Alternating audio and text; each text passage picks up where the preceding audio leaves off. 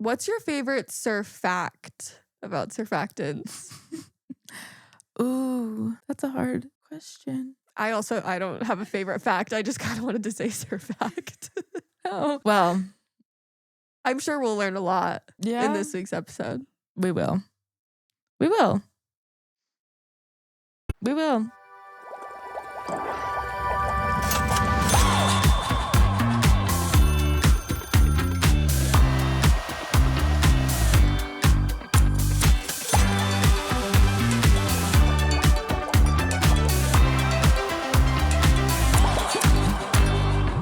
Hello, everybody, and welcome back to another episode of Beauty by the Beaker. I'm Sadie. I'm Natalie. And this is the podcast where science gets a hot new makeover. Welcome back, everybody. Welcome back. It's officially 2026, which is kind of crazy. Crazy. How was your New Year's? It was good. Yeah, it was pretty chill. Lots of confetti I saw. Lots of confetti. Yeah, I have a friend who's a manager of a Nothing Bundt Cakes. Mm-hmm. The story, as I was able to piece it together, was that they were selling confetti shooters for New Year's and no one bought any of them. So she brought some home to me. Confetti and cakes. What else Yeah. could you want? I could be completely wrong about that. I could be spreading Nothing Bundt misinformation. But who's to say? We'll fact check that in the next episode. Probably won't. We're not going to. Yeah, that's a fun. Mine was also fun. A little chaotic. New Year sucks with the dog because I just feel like a baseline level of sadness for my dog. Oh, was he stressed? Yeah, he's not a fan of New Year's. Probably not a fan of the 4th of July either. Hates the 4th of July, but it is what it is. Not very patriotic. No. Well, To kick off 2026, we have a very special episode today. so special. The one you guys have been waiting for. The chemistry behind surfactants. Oh, yeah. No, it actually is going to be really interesting because surfactants are in like pretty much everything. Mhm. So, Including you. wait, tell us more. There are surfactants in your lungs. Are you serious? Yeah, it's like what keeps them all slippery and lubricated. All right, let's get into it because I need to learn more about this. Well, I wasn't going to talk about that. You weren't? Not necessarily. Whatever. Okay, so where to begin? A couple weeks ago, I told you guys all about emulsifiers and how they are the secret ingredient to holding oil and water together to create emulsions. So stuff like cream, lotion, conditioner, etc. Milk, mayonnaise. Milk, period. Today, we are backing it up a little bit Mm-hmm. and we're going to talk about a broader category that emulsifiers fit into, which you mentioned, surfactants. Ooh, yay. I have a few different tabs of notes here. My first set of notes starts out just suds, dude. I'm not sure how to respond to that. I'm not either. Like, who was I when I wrote that? Yeah, because then it just has a list of questions after it.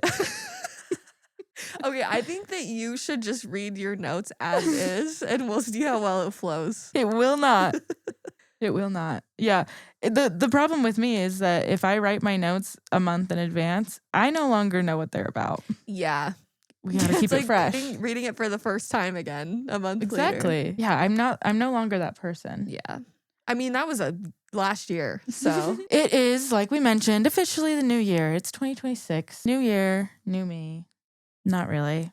I'm planning on being pretty similar to how I am right now. Yeah. But there are a lot of people out there, myself included. I don't want to say that I'm not. Myself included, making goals and trying to make new habits. So I felt like no better way to wash away 2025 than to talk about surfactants today. Absolutely. And so that you guys can know the science behind a lot of these personal care items that you may be incorporating into your routines that you're trying to uphold this new year. Yeah. You don't really think about why certain products work the way they do. So this is Yeah. kind of the episode explaining something that seems simple, but Yeah. you might not have ever thought about it before. My guess is that at this point in time, you're like, well, what even is a surfactant? What are you even talking about? What is this word What's you this keep word? bringing up? And how is a surfactant going to wash something away? A surfactant, I think that this is a very fun concept for naming. So surfactant is kind of a truncated version of the words surface active agent. Surfactant. They just took random parts from each word and smashed them together. Yeah. So it's a material or agent that is active on the surface of whatever liquid, and it changes the surface tension of the liquid, usually lowers the surface tension. If you joined us for the emulsifier episode, then you may be a little bit familiar with surface tension. And if you didn't, you should go back and listen to that one. You should. But I also will give you a little bit of a recap, just not the same information. That one, I'm not going to repeat. Well, I'll repeat a little bit of the same concepts, but it's totally different. You can get a whole different view of surface tension on the emulsifier episode. But first, we need to talk about the word surfactant. Yeah. Because like I said, surface active agent. Fun. Surfactant. And I think we should do more of these. I agree. So I have some examples. Phenylictave. This is things I like to have. Phenylictave. I'm always talking about things I like to have. Well, there are, as a person with high anxiety, there are things that I like to have. Yeah. One of them is a smooth rock. A smooth rock is phenylictave. Coffee or some sort of caffeinated beverage. Phenylictave. People liking and commenting on this podcast episode. Phenylictave. Exactly. A Litsum sweat. Obviously, a little something sweet. Of course. After dinner. A Litsum sweat. Yes. Litsum sweat. And the last one I came up with is coffee and dilly-dally, which is running a few errands. Yeah.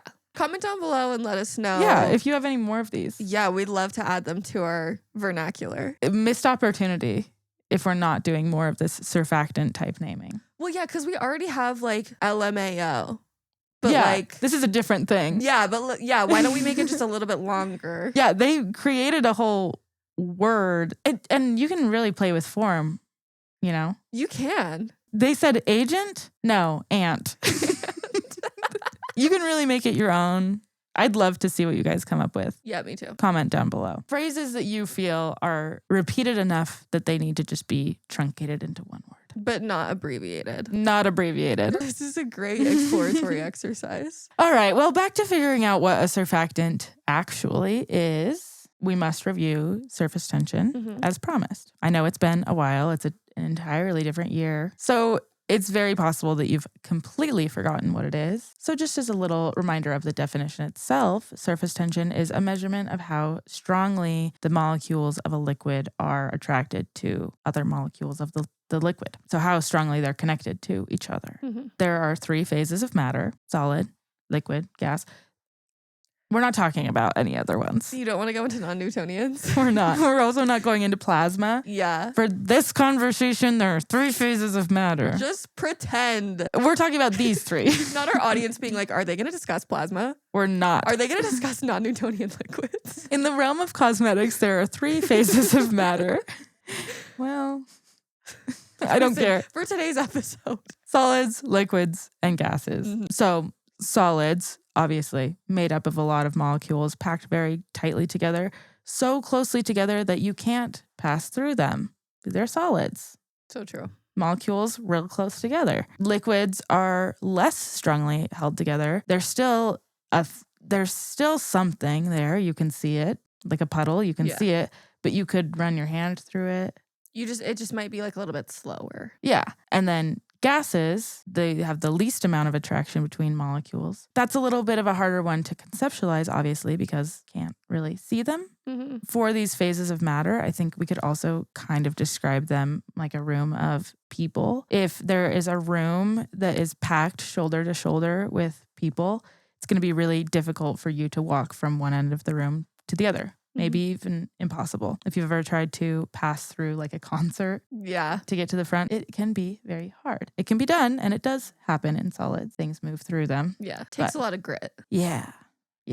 If there are less people in the room, now it's kind of like a liquid. You can move through it, but you might have to kind of avoid some people. And if there's only 2 people in this room, you could move quite freely around. Yeah. And you might have a couple interactions with one of the other people in the room if they're standing in the exact spot that you want to be in. But for the most part, you're going to kind of avoid each other and give each other space because there's space to give. There's space to give, exactly. Yep. And I'm glad that you mentioned that because in this example, the people are being held together by pressure. They're not being held together with magnetic forces. Right. Unless there's a lot of romance in the air. That's true. That's true. But for most states of matter, they are held together with magnetic forces. Mm-hmm. Nat loves her magnetic forces. I love my atoms and I love their parts. Yep. All 3 of them. She doesn't discriminate. An atom made of 3 parts. We've mentioned it before. Neutral, positive, negative. The atom or molecule can either be positively or negatively charged. And then the charge in this atom determines how it's going to react with other atoms or molecules. Atoms are pretty small, really, really small. You can't see one of them. Kind of like if you were looking down at the sidewalk and there's one singular ant, you're probably less likely to notice it than you are one of those big groups of ants that form on the sidewalk around like a crumb, a piece of bread. A Cheez-It. Yeah. Yeah. You're much more likely to see one of those. Yeah. Kind of the same idea. You can't really see gases because the actual atoms aren't very close together because they're not attracted to one another. Mm-hmm.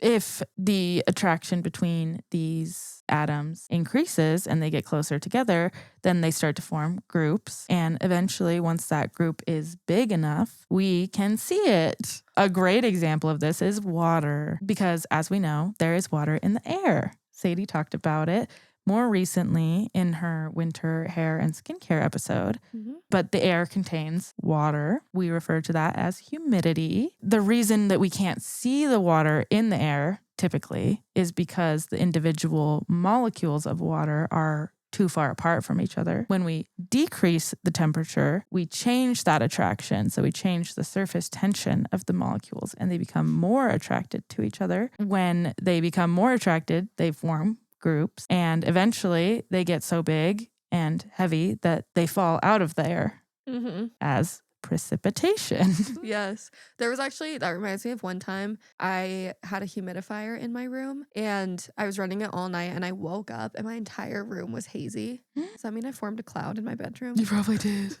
Yeah. So you run your humidifier for long What if enough. it started raining? Honestly, sometimes like if you do have a humidifier, like it does feel like rain. Well, yeah. Occasionally. Yeah. I mean, you can actually see this sort of happen if you have your humidifier close to like a wall or something. Yep. You'll see condensation happen and then it'll form drops that kind of come down the wall or whatever. That is the same thing. Probably if it is doing that, turn your humidifier down. Yeah. Your room does not need to be a cloud. It's not good for the drywall. So bad. So that's just kind of a review of surface tension. Again, we talked about surface tension more in depth when we talked about emulsifiers because that's a big thing that you have to overcome to make an emulsion happen. And surprisingly, in our surface active agent episode, we're going to talk a little bit less about it. So if you want to know more, go over there. Perfect. It's how closely those molecules of water in this case, but liquid are bound together. So a surfactant or surface active agent is some sort of molecule that changes the surface tension. In cosmetics, when we're talking about surfactants, we're usually talking about water. We're usually forming surfactant systems around water. Usually water is the base of most cosmetics. Yeah. As we learned also in our emulsifier episode, water is polar, meaning that it has a partially positive end and a partially negative end. Those charges mean that when you have a lot of water molecules together in a close space, they form pretty uniform configurations because the molecules are all shaped the same way and one end of it is attracted to the other end of another one. They all kind of just line up. Yeah. That is what causes the surface tension of water to be so high, is because they form this very uniform formation. We also have talked about how water likes to mix with other highly charged things or other polar things. We've said it a million times, like dissolves like. So water will dissolve other charged things. This is stuff like salt, ethanol, or alcohol, basically just adding more magnetic stuff to your magnet soup. Magnet soup. Yeah. I love it. Non-charged liquids typically fall into the oil category or lipophilic, and these structures work more like Velcro. The bonds between these molecules aren't necessarily very strong, just kind of like if one loop of Velcro was hooked to one loop of the fabric, it would not hold anything together. But if you get a whole strip of Velcro, all those little hooks add up to a pretty decent hold. Kind of the same idea with lipophilic attraction. It's kind of more like that, but magnets don't stick to Velcro. Right. If that makes sense. Yeah. Emulsifiers or surfactants are your socially liberal, fiscally conservative. You all know these people. We all got them in our lives. Yeah. Wait, can you explain on what you mean by that? Of course. So we talked about it in the emulsifier episode that when you're creating emulsions, it's kind of like family get-togethers and you can have politically charged conversations. And then you have those people that are kind of middle ground, but they're unifiers. Yeah, the moderates, if you will. Exactly. Emulsifiers are kind of that same way. They can take very polar water molecules and non-polar oil molecules and find some common ground and make micelles. Shout out to them for real. If you want to know more about the chemistry of micelles, the chemistry of all of how that forms, the emulsifier episode is going to cover all of that. I just wanted to give a little bit of a review because emulsifiers are a type of surfactant. Right. So most surfactants work very similarly to the way that emulsifiers do, but not all of them. So let's talk about that. First, we talk a lot about charged things. Yes. Charges are top of mind for us. Yeah. But what do we actually mean by that? You know, it's a hard thing to conceptualize when you're talking about atoms and molecules. So we usually relate it to magnets. And if you have played with magnets before, you know there's a positive and a negative end of the magnet and that the opposite sides attract to one another. Sometimes on magnets, it will be a north pole and a south pole because magnets are polar. We have a north and south pole of the earth. That's how compasses work. A compass is always going to align with the poles of the earth because it's magnetic. So the south pole of the compass is going to be attracted to the north pole of the earth. So it'll always point in that direction. It's a big magnet. Yeah. Which is actually so crazy when you think about it, that the earth is just a giant magnet. Yeah, it is very crazy. The reason we talk about this so much is because a lot of people have played with magnets. They know how magnets work a little bit better and they're much easier to see. With magnets, though, we often refer to north and south poles. In chemistry, we have a similar concept, but different terminology. If an atom or molecule is charged, we call it an ion. And then more specifically, we can classify it as a positively charged ion or a negatively charged ion by calling it either cationic or anionic. The way that I have always remembered them is cationic. Cats make me happy. I like cats. Do you? I do, yeah. But also, when I learned about cationics, cat videos were a big thing on the internet. That was a whole category. Yeah. Category. And so it's just a lot of positivity. Yeah. Cationic. Yeah. Seems like a good video. It might make me smile. And then anionic, to me, sounds like onion. So true, Gusty. And that makes me cry. Which is negative. Not Anionic. What'd you just say? Anionic. Anionic. Anionic. I don't know. Anionic. Anionic. I don't know. Kind of. It looks more like it says onion. Yeah. Definitely says onion more than cationic does. It does. Or anti. Yeah. Negative. This is just how my brain works. Yeah. I also don't necessarily think our listeners need to remember the difference. My notes then say, maybe that'll help it stick for some of you. But if it doesn't, then maybe you're an adult who doesn't need to remember that. Literally. It probably won't come up that much in your everyday life. Yeah, maybe this doesn't really matter. Yeah. But if you want to remember, maybe that'll help it stick. Anionic. Onions. Yeah. So anyway, these charges, anionic, cationic, they come into play heavily with surfactants. Mm-hmm. When we talked about emulsifiers, we talked about how they have an oil-loving side and a water-loving side. An emulsifier is a type of surfactant, but in cosmetics, when we talk about surfactants, we usually are talking about cleansing products. Yeah. Things that are used to clean. Mm-hmm. And emulsifiers, as we learned a couple weeks ago, are not necessarily used for cleaning.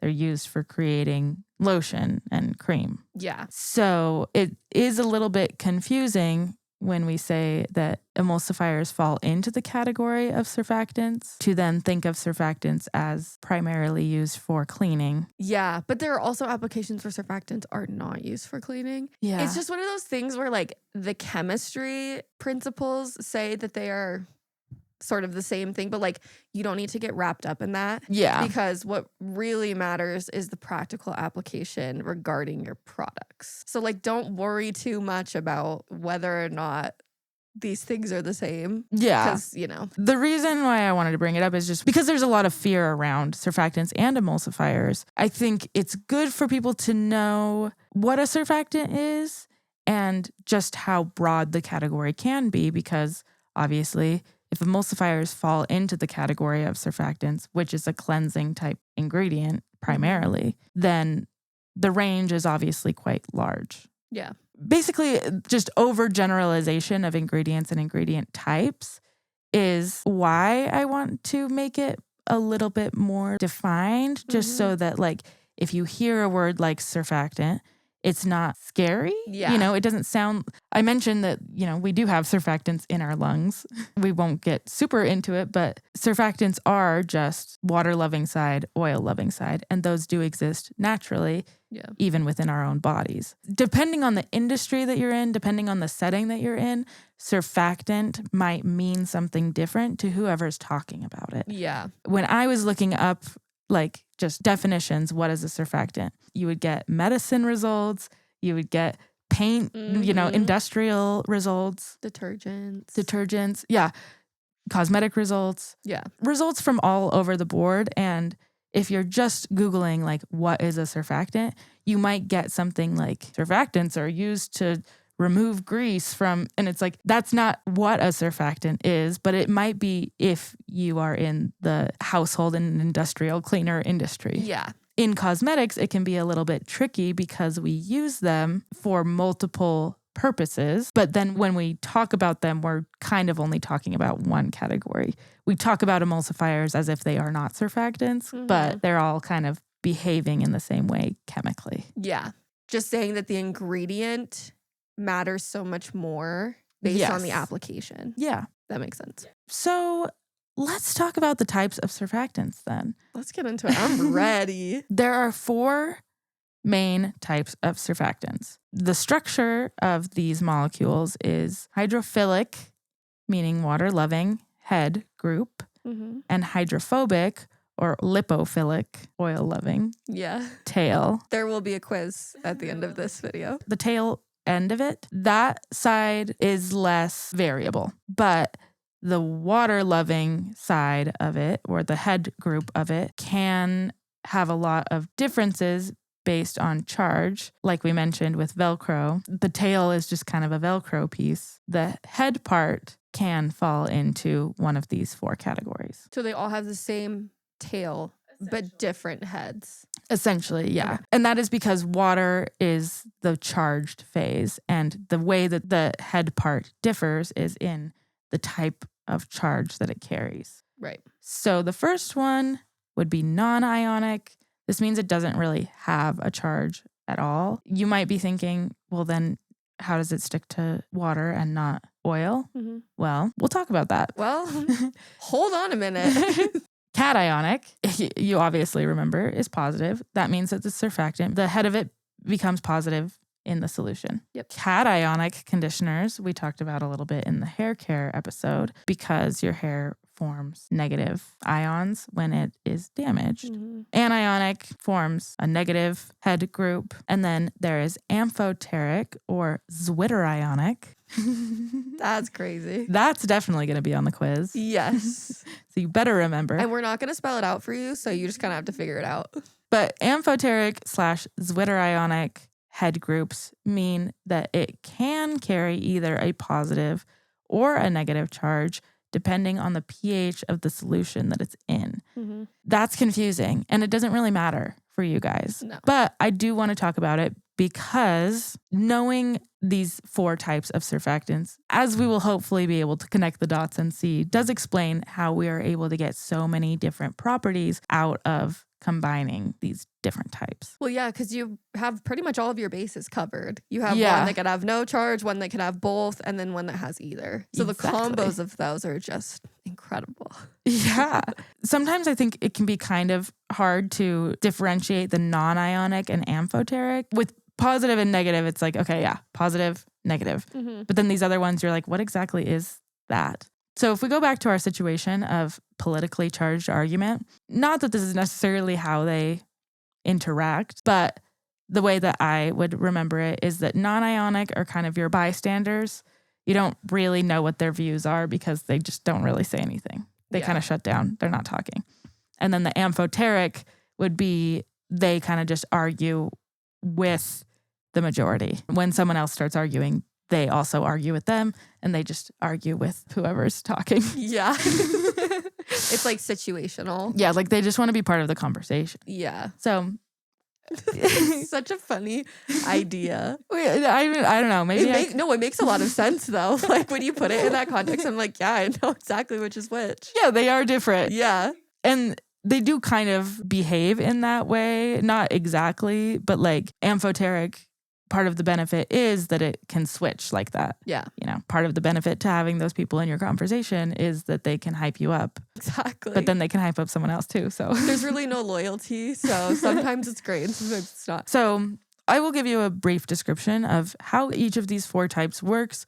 But again, I don't want to bore you with all the scientific details because at the end of the day, it really doesn't matter that much how each of them works because they're all very highly influenced by each other and their environments. Mm-hmm. So it really doesn't even matter. Yeah, you would never be able to tell. No. Based on like even an ingredient list, you would have no idea. So. Yes. But I do think that understanding the different types and understanding how they work can help you to kind of logically dispel some of these myths that are circulating around certain types of surfactants. Sulfates is obviously a huge one that we will talk about a little bit. But yeah, basically just reinforcing the idea that it's hard to tell the performance of a product just based on the ingredients. The order that I want to talk about them in is the order that I just told you.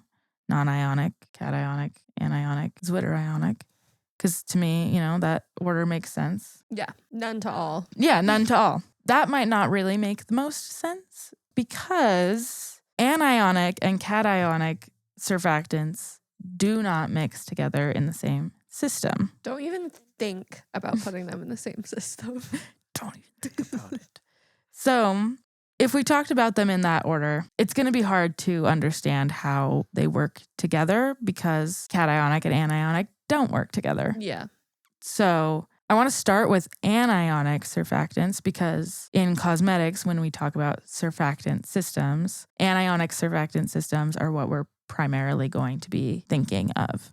These have that negative head in water, and they are often referred to as primary surfactants. This is the category that sulfates fall into. Mm-hmm.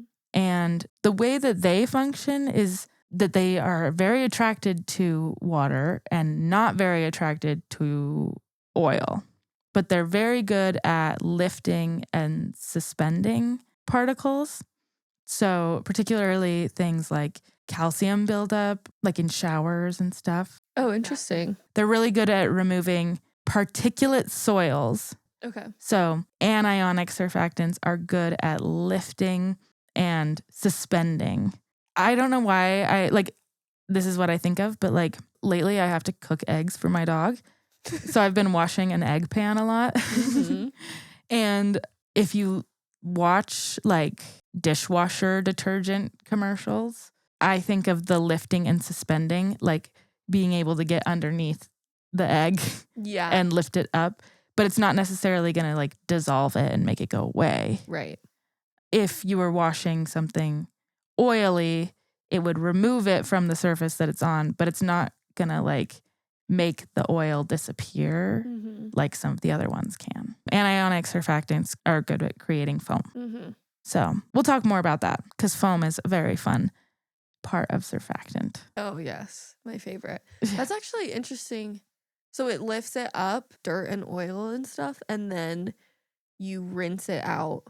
Like, yeah. Because it's still attracted to water. Yeah. Correct? Yeah. Where does the oily tail come in? Basically, just because of the negative charge of the head, it doesn't form micelles in the same way that other surfactants do. So it's not solubilizing oil. Right. It's just disturbing it, lifting it and suspending it. That's fascinating. Yeah. So that is a big difference. It's not forming micelles really. It's just suspending it. But that is part of the reason why it creates such good foam. Yeah.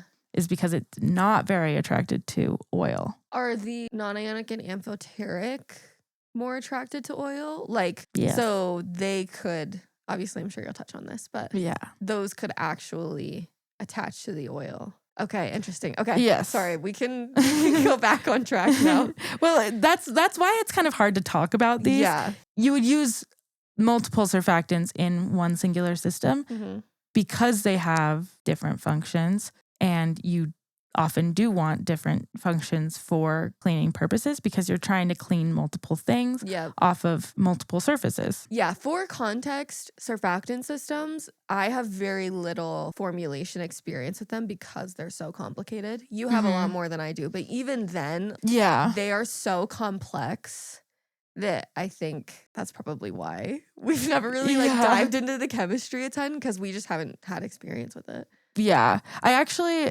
think we should talk about non-ionic and amphoteric next because cationic is kind of a whole different thing. Yeah, I think the other two are much more relevant. And that's also why I didn't want to talk about it in that order, is because cationic is kind of like a different category of thing altogether. It's like very definitionally surfactant, but not like in your head. Yeah. Not like the way you think of a surfactant. Yes. So anionic, they are often used in things like detergents, but not very attracted to oil. You would still use them in products where you're trying to remove oil. It's just a different mechanism. Yeah. They're better at cleaning and like dissolving things like scale or like hard water buildup, stuff like that, like ion buildup.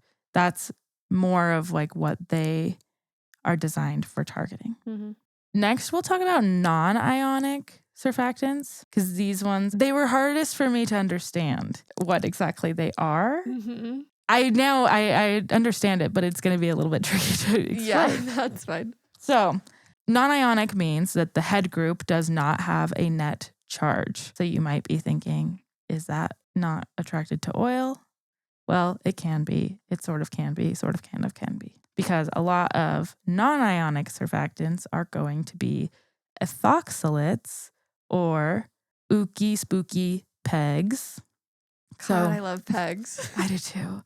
PEG is, what is that called? Abbreviation? Actual letters, not I a think truncated. it's an acronym, yeah. Acronym.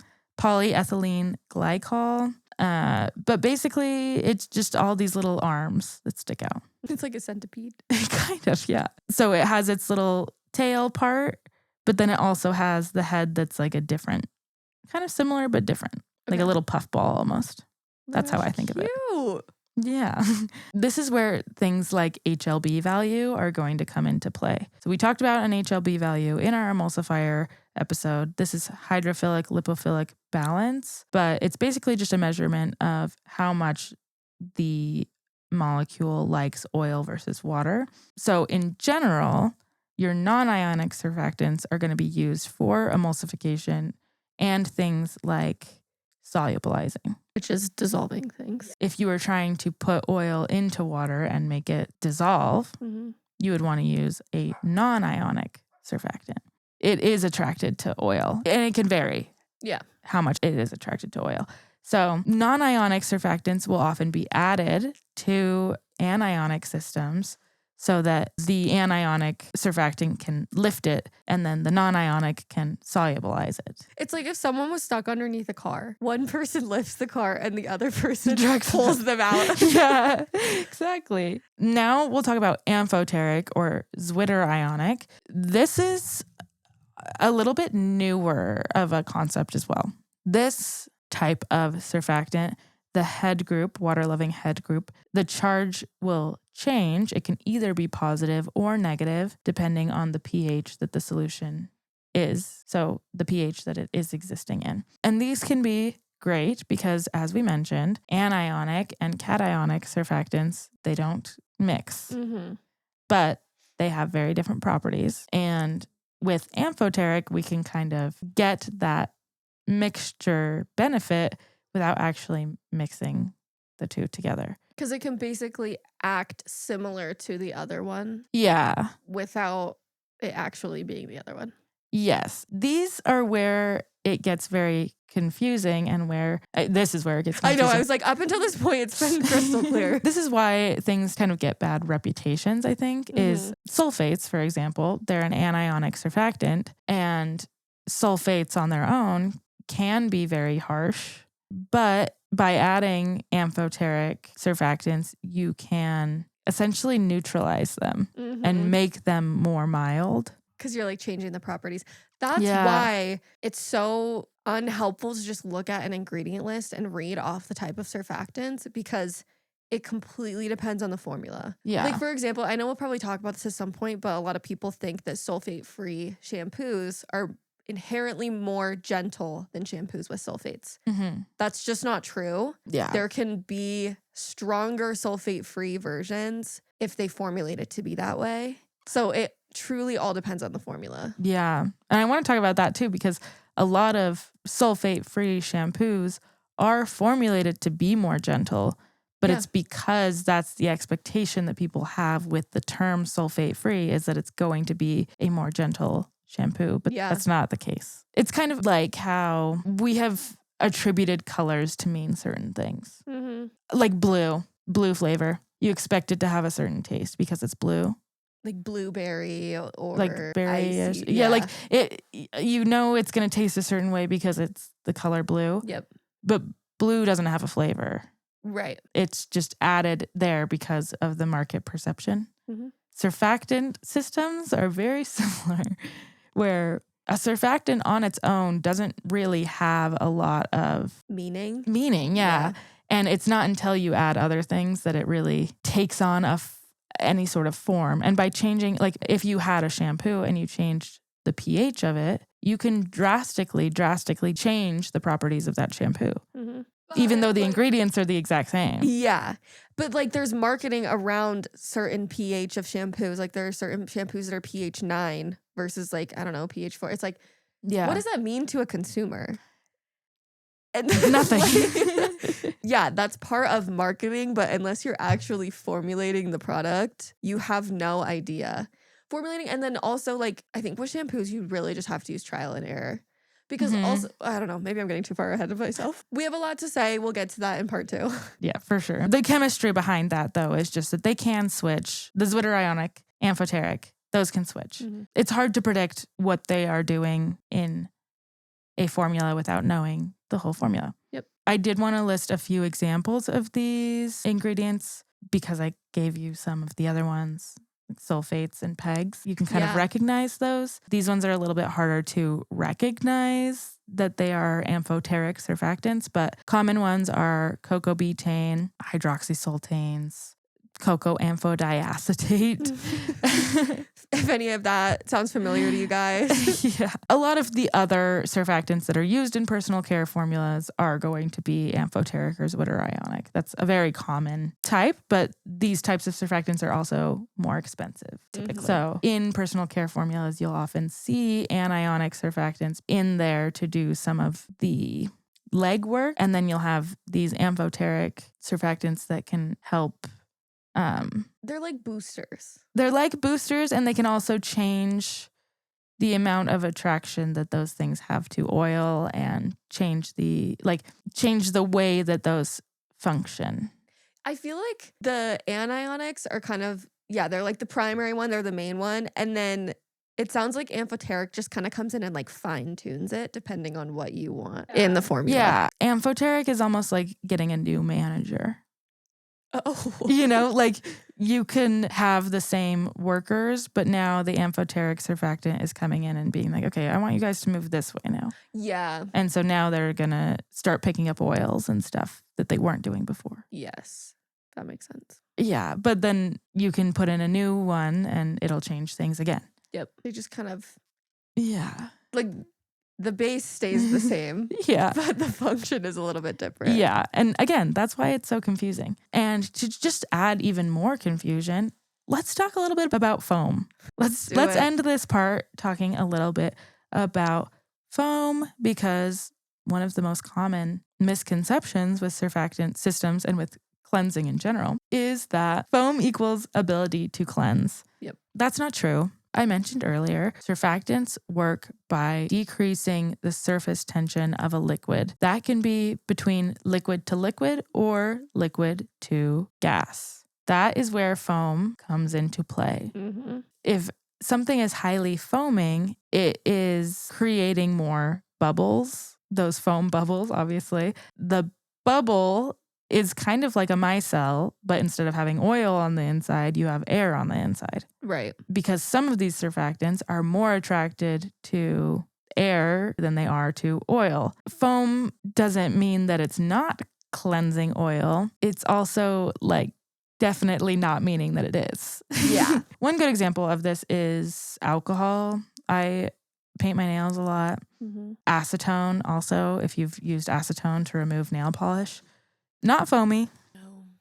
Alcohol, not foamy, but you can use it to remove oils. It dissolves oil pretty well. Yep. It works way better than just plain water. Exactly. Yeah, I don't know. It is hard because it's not human nature to believe that the foam has nothing to do with it. But have you ever put a dishwashing liquid, like liquid dish soap, into a dishwasher? Yeah.